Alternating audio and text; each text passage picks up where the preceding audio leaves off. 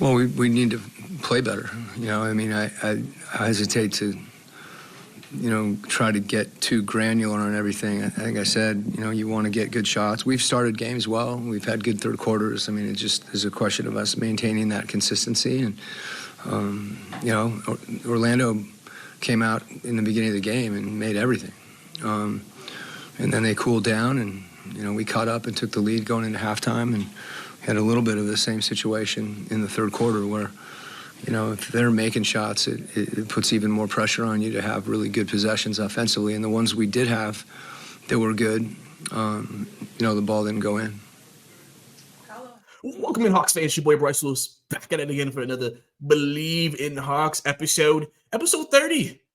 Crazy, we've got the 30 episodes since I started this podcast covering our Atlanta Hawks on a very tumultuous season that we've had so far. And today on the pod, we're going to talk about the game between Orlando and the Hawks. Hawks losing the game 117-110.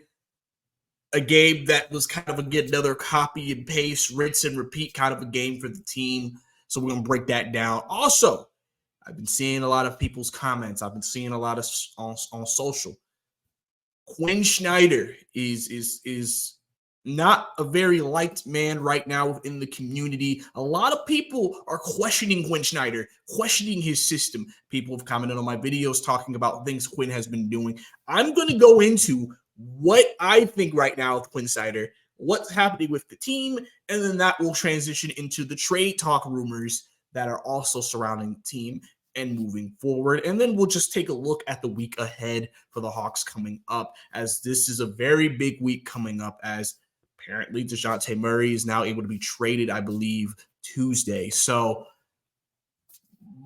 I mean, I don't know if something's going to happen that day, but, there's a lot coming up for this team, and probably one of the biggest 30-day periods this team will go through in this franchise's history right now. A lot of questions around this team, and we're going to go ahead and try to break it all down and Bleav on Hawks today. Before we get into that, guys, don't forget to subscribe to the YouTube channel if you're a Hawks fan or Atlanta fan supporter. Go ahead, subscribe, like the video, bro. I appreciate all the love and support that you guys give me. Then also, at the same time, if you're listening to me through audio, leave a rating, leave a review, share it with your friends. Let people know about Bleav in Hawks so people can find this pod and listen and be as another alternative for the Atlanta Hawks in their fandom. So if you want to do that, forever appreciate you guys if that is the case as well. Let's go ahead and dive right into it. Like I said, the Hawks lose tonight 117-110 over the Orlando Magic in a game that, like I've said before, has basically been a lot of rinse and repeat for this team. First half played well, had a 9-point lead, then came back. Third quarter, the death quarter, as some people call it, for the Hawks. Hawks blow the lead. And the Magic were able to take the lead. Hawks did fight in the fourth quarter. They were able to get stops and get enough points down the stretch to get it into overtime. But then Orlando and Paolo was able to take advantage and go ahead and take the game home in overtime, outscoring the Hawks in overtime 12-5. So that leads to another loss as the Hawks go back to now 7 games under 500 on the season. So let's go ahead and get into it, guys. I mean, pretty much in this game, first I want to say, 3-point shot was not good today. The team as a whole was 9-30 from the field. That's been the big issue for this team as of late, is the 3-point shot has not been great. Obviously, you want to see more from that, but it just hasn't been that great as of recently. And I think that's hurt this offense in terms of what they want to do and how explosive this team can be. And overall field goal percentage, they shot 46% from the field. But one of the big stories of tonight was free throw shooting. Only shooting 59% from the field, from the free throw line, 17 of 29. You missed 12 free throws tonight, crucial free throws. Trey was missing free throws. Jalen was missing. Jalen didn't take any. DeJounte missed 4 free throws tonight. Trey missed 3. 2 of your top players missed 7 free throws tonight. Can't have that. I mean, that's just, I feel like, it's one of those things where every team has those nights, and just tonight just was not a great night to have that. Because that usually, Hawks are usually, I think, 83% on the season before this game at the free throw stripe. So for them to shoot this poorly at the line, it really was a big deal when it came to what eventually lost you this game. So that wasn't great, but I mean, overall, I mean, you get your performances from your guys. I mean, Trey had 31 tonight. Jalen had 12 and 11 tonight. DeJounte with 24, Bay with 16, Clint with only 4 but 12 boards. Bogey was really the only bench production. Again, the last couple of games are again reiterating something I've mentioned multiple times on the podcast. They get nothing from the end of their bench. Garrison Matthews was hurt early in the game, only played 2 minutes, and basically Quin Snyder did not go to anyone else on the bench. He pretty much he had Wesley Matthews in for a stretch and pretty much was just a 7-man rotation the whole rest of the game. He basically said, we're not going to Lundy. We're not going to any of the extra guys. I guess that's what he felt like was best. But that pretty much was the big thing here. Was you're getting 0 points from the Matthews, and everything else comes from your starters.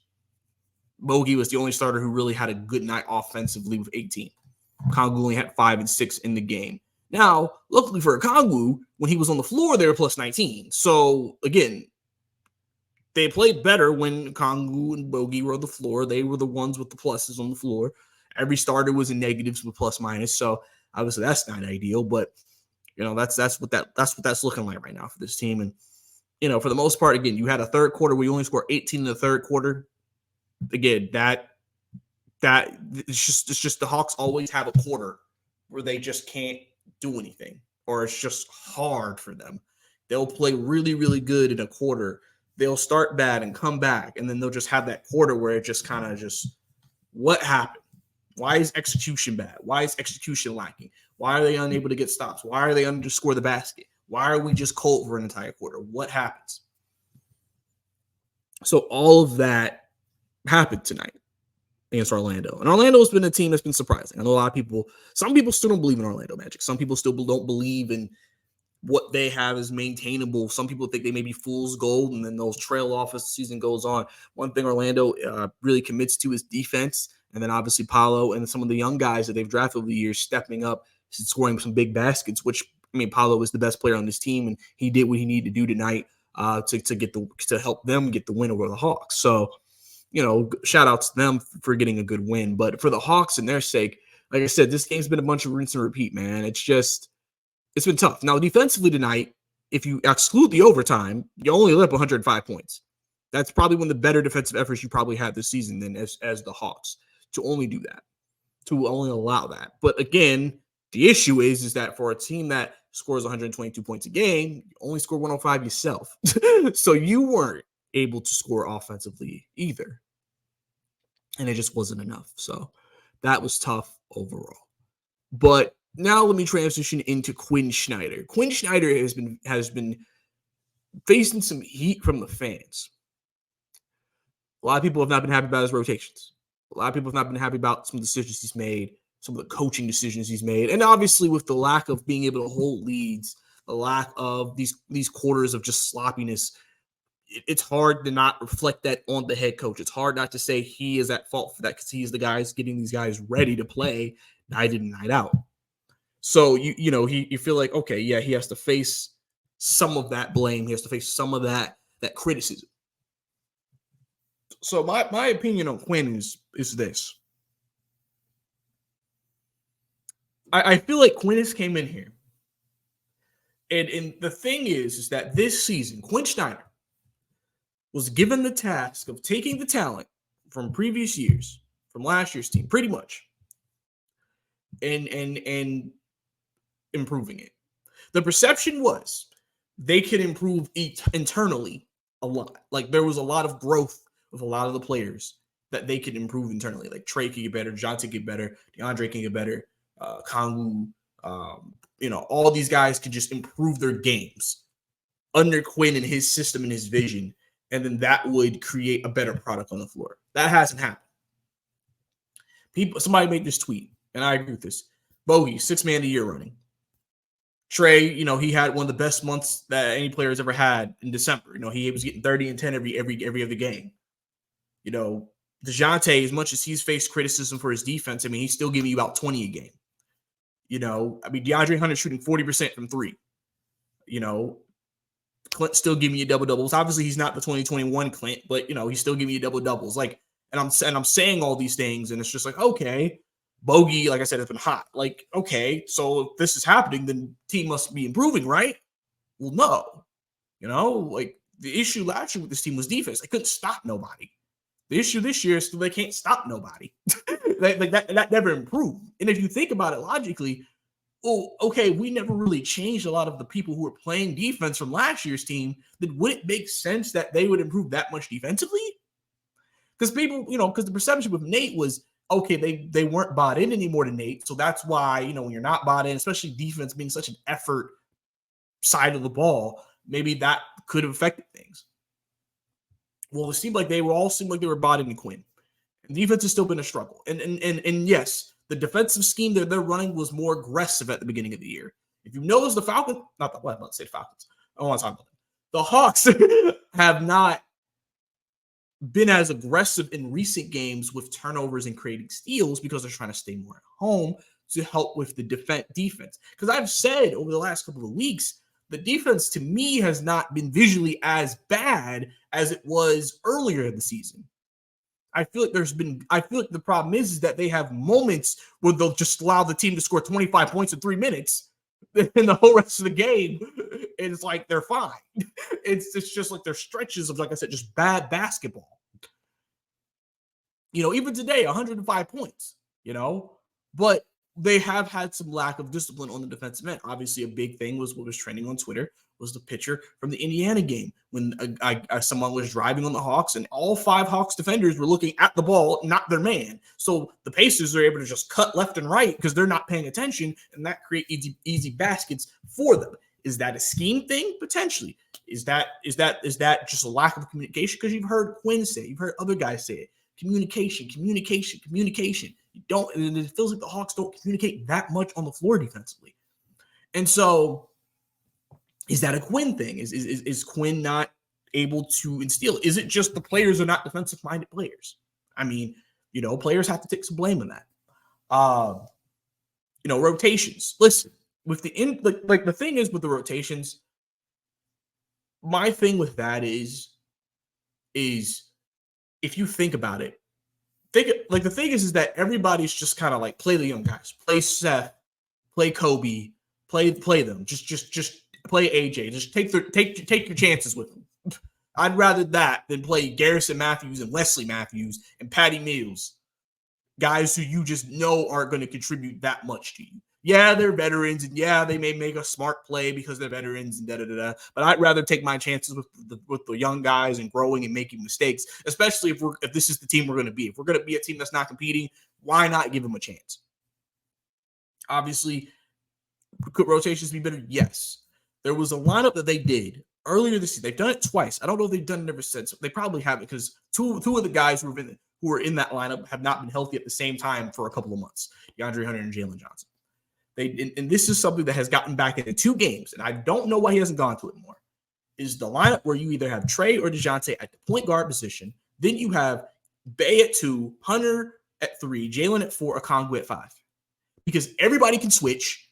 Bey's not a great defender, but he's probably guarding a 2, which I would feel better about him guarding than like a 4, because I feel like he's out of position then.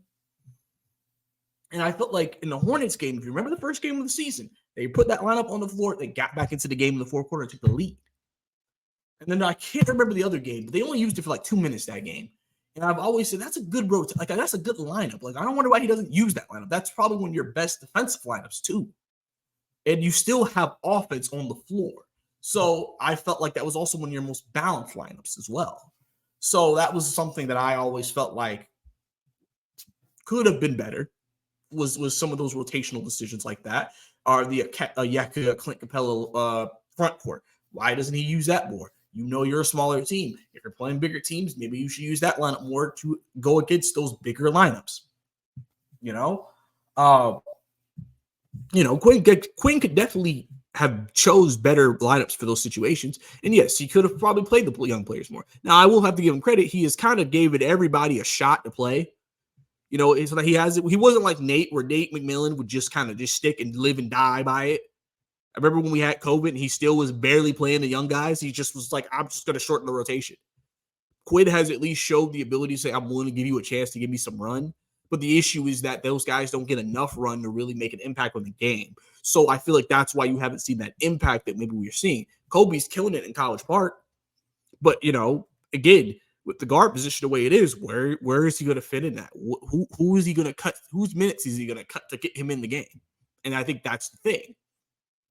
So coming into the season, like I said, he was basically tasked with taking the talent and making it better. And that results in a better team result. But it hasn't happened that way at all. So now I think what's happening with these trade rumors, and you're hearing them saying we're going to build around, and the rumors are saying building around Trey, building around Jalen, and moving forward with Quin. Because first of all, people, at the end of the day, it's not good optics to hire a coach and then fire a coach this quickly. I know people get frustrated by these things, but you can't just do that. Like, we get frustrated with things. We can't just fire a guy just because in a year into something, we're not liking what we see. Unless it's like the Hawks were like 2-40 or something like that. It's like, what? Like now, there's no point of firing him. Yes, is it the result we wanted? No, but the front office also understands what they gave him. The front office gave him this roster. They gave him the weak depth. Hawks used to be a team that could go 10 deep. They can't go anymore. That's what the roster gave Quin Snyder. You can't say that's on Quin for that. Because also it's about roster construction. The young guys can't play because there's not a clear defined position for them to play. Like Kobe's a guard. We're stacked at guard. You see what I'm saying? Where is he going to play? The only guy who I've always felt like through this entire situation could have probably seen some minutes, maybe, was Muhammad Gay. Just because he's a wing and he's a 4. So we've had injuries up there at that spot. So it would make sense for him to find a path to playing time. Seth is also a guy we could play more, but he hasn't played him since he got back from his ankle injury. He's available. He hasn't played him. So, that's Quin's decision. I'd like to see him back out there. I would love to see Seth back out there. I think he was starting to get more confident in general, just playing out there with the main guys. But he hasn't gone back to that. And that's fine. But now with the rumors, what they're doing is kind of giving Quin Snyder a fresh slate, a fresh canvas. They said, listen, your 2 components are going to be Trey and Jalen. Everybody else may not be here. You're hearing soft reset. You're hearing seller. What does this mean for Quin Snyder? Depending on what you get back, could open the door for guys like Kobe and Seth to play. Muhammad gets healthy. Let him play. AJ, unless he's traded in one of these trades, which he could be. Like I said, they said everybody's available. I'm saying Kobe. Kobe could be traded. We really, they're leaving it open-ended. Like, you don't know what this team's going to look like. I don't think when we talk about soft reset, I don't think this team is about to just become a complete literal tank. That's why I think they would hope maybe to get a lottery pick back in one of these trades. So then they would already have a pick already in the lottery in case they're not a lottery team, which is smart because you could also flip that for something to do over the summer. But Quin is giving the ability now to be given the roster that maybe you could say he should have been given from the get-go. Because one thing people have also said is, listen, this isn't a Quin Snyder roster to the extent. Like guys who stick out like a sore thumb are guys like DeAndre Hunter, guys like Clint Capella. They seem like they don't potentially fit the offense. DeJounte may not fit because he's just not a 2. He's a point guard. He can play some 2, but that's not that being his main position is not his fit. And if I'm telling you 3 of your 5 starters don't fit with what you're trying to do, it kind of makes sense why you see what you see on the court from a fit perspective and a play perspective and an inconsistency perspective, right? So I think with everything that we're hearing and the rumors and things like that, it's creating this opportunity for now them to bring in maybe some young, talented players, more defensive-minded players, guys who may fit his system better. And then also, when you make these trades, you also want to make sure they fit around Trey and Jalen if you're building around them. So for Quin in his situation, I think, yes, could Quin Snyder be better? Of course. But at the same time, I'm not going to crap on him like people are, just because, in a way, I mean, this still kind of isn't his quote unquote roster. Now, in saying this, whatever move the Hawks make, I don't think if this is truly going to be a whatever year for them and the next year's a competing year, next year there'll be some pressure on them because now you'll be technically a year and a half into being the coach. NBA is a little bit more not as forgiving. You can get fired after 2 years, especially unless, again, you're in a rebuilding situation, like a straight, strong rebuilding situation. So for me, once they make these moves and they adjust the roster and they change some things up, now Quin has to produce with on-court product. Now we can't say that, oh, you got guys who stick out like a sore thumb and injuries. I mean, obviously injuries can still impact things, but there's just going to be more there now where it's like, okay, Quin, we can't say this is why the team's not playing well. So he's going to have to start winning some games next year if they do this soft reset. This soft reset is literally just to help acquire players that will better fit what they want to do and better fit around Trey and Jalen. Because personally with this offense, I feel like a lot of players can grow in Quin's offense. So it's okay to maybe get players who have offensive potential but are defensive minded within this system. Because like I said, DeAndre Hunter is a 40% three-point shooter right now. He wasn't that before. So I feel like guys have improved offensively within this system. I just think defensively, you're going to need defensive-minded people to run the system. And they don't have that right now. They don't have guys who can do what they need to do to be able to run it the most efficient and most effective way they can. And you can see that in the way they play.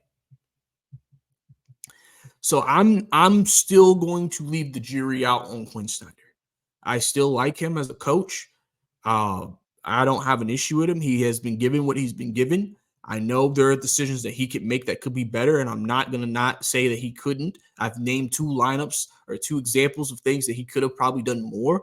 I also think, with some of the issues you've had, why not play the young players more? I'm not going to sit here and debate that.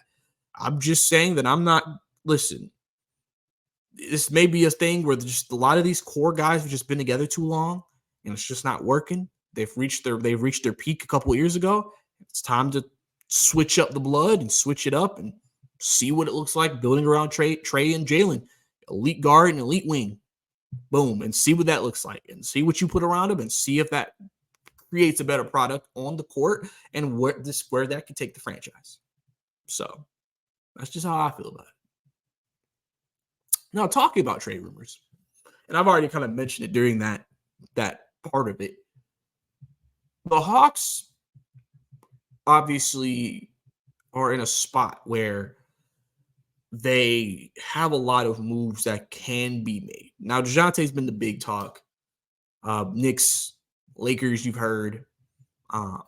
There was an article that said Toronto maybe during the offseason. Like that when DeJounte signed his extension, it was because he didn't want to go to Toronto, so he just signed the extension. I mean, that was interesting if that's true. So he doesn't want to go to Toronto, and they feel like that may be part of why the Siakam deal is not going to happen now, why they've said the Hawks have moved on from that. He's the guy you're going to get the most back for. So he'll be the person that everybody's going to wonder where he goes. And every team thinks that he can be effective on their team. Especially if he's able to go back to being a point guard full-time. Bogey's probably our second most important guy in terms of people because he's just a sharpshooter. Everybody needs a 3-and-D like Bogey. Everybody wants the ability to just have a flamethrower that comes off the bench. Bogey's going to garner a lot of interest. We've heard that a lot. So he is a really good player to package with a Hunter or with a Capella or with a DeJounte. I mean, I don't think they would trade him separately. I don't know, but I think he's a great package player with a package because you're getting an elite 6-man a year candidate with whatever. So could maybe that be used for picks potentially? I don't know. DeAndre Hunter, we've heard his name and rumors for a couple of years now. I think his course, he's played his course in Atlanta out. You know, he's done. You know, I just think with the injuries and I just think everything that I don't feel like there's a lot left for him here. I think he needs a fresh start for sure. So I expect him to be moved. If I told you who I expect to be moved before the deadline, DeJounte and Hunter would be the two people. The people I think that during the summer most likely to be moved would be Clint. Because here's the thing. With the soft reset, people don't understand is that you're going to make moves now to get picks, maybe get some expiring contracts, maybe get a couple of players that you like that you maybe want to part of this team long term. It could help with the vision. But then in the summer, you're going to finish up making the reset by now making maybe a bigger move or making another move during the offseason and then going into the season next year to compete. So I wouldn't be surprised if not every single player we're hearing is traded before the trade deadline. Now, they could be, but they might keep one, and then they're moved in the offseason. So that is something to look into. But I think, you know, with DeJounte and with everything like that, you know, Clint probably, like you could, I don't know. There's teams that need centers. There's teams that need a good guard. There's teams that need a wing. Luckily, the need for all those positions are there. They're going to go to maybe the winning teams and say, hey, who do you want?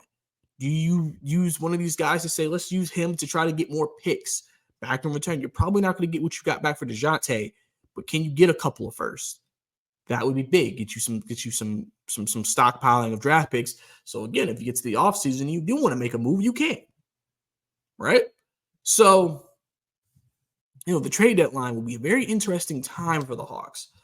And I'll be curious to know, like, what this team looks like in a month.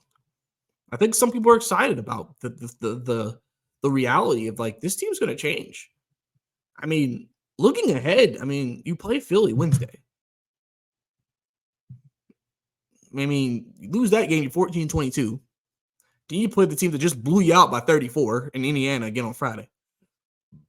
And then you play a back-to-back against Washington, which you beat 3 times. So I guess that could be a win, but, you know, you got a soft stretch because you played the Wizards and the Spurs back-to-back. Then you got Orlando again, the Heat in Cleveland. Like, the stretch coming up, man, like, yeah, I don't know the way this team's playing, how this is going to work out. So the Hawks are expected to be active before the trade deadline leading up to it. And I'm very curious to see what this team's going to look like. You guys leave your comments down below about what y'all think is going to happen with the team, what y'all think is the future of this team moving forward. Love to hear what y'all say about that. Like I said tonight, didn't just didn't do enough to be Orlando. It's just one of those years, man. Like, we probably weren't expecting it to be this way. There's a little bit more expectations, but, you know, this is how things have worked out, and this is the reality of the team, and now we're looking at the potential for a lot of change. And I'm interested to see what this change looks like. So definitely have to keep an eye on that, guys, and see how that goes. But, like, once again, guys, I appreciate you guys tuning into the Bleav in Hawks podcast. Like I said, guys, don't forget to follow me on Twitter at Bryce_2K. But also don't forget to subscribe and like the video and subscribe to the channel. And then also same thing for audio. Don't forget to leave a rating or review as well. Love you guys. Appreciate all the support for the pod, man. Trying to continue to grow this, man, as we continue. Episode 30, only 20 away from 50. So we're going to keep grinding it out there, man. So appreciate all you guys. This is your Bleav in Hawks podcast. It's your boy, Bryce Lewis.